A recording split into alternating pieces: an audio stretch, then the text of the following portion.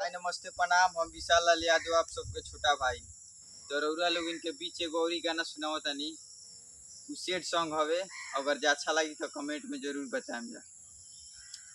किसी सा के दिल बनल रहे, किसी सा के दिल बनल रहे, टूटल बिखर गइल। साथी मिलल रहे हो, मिल के बिछड़ गइल। हाँ, साथी मिलल रहे हो, मिल के बिछड़ गइल।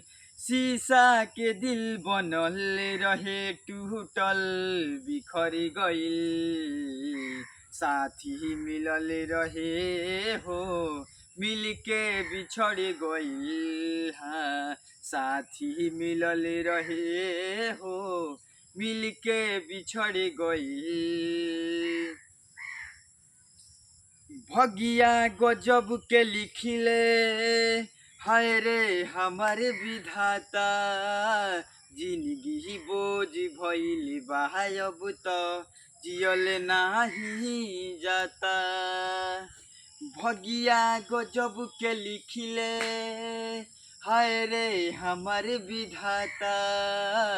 जिंदगी बोझ भइल बा, अब तो जियल नाही जाता, जियल नहीं जाता।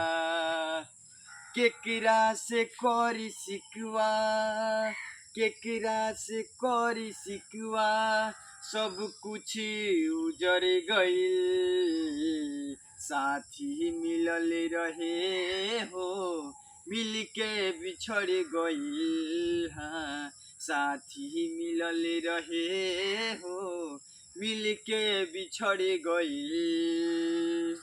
तो हमार गाना कैसा लगा रहुआ लोग इनके कमेंट में जरूर बताएं जा।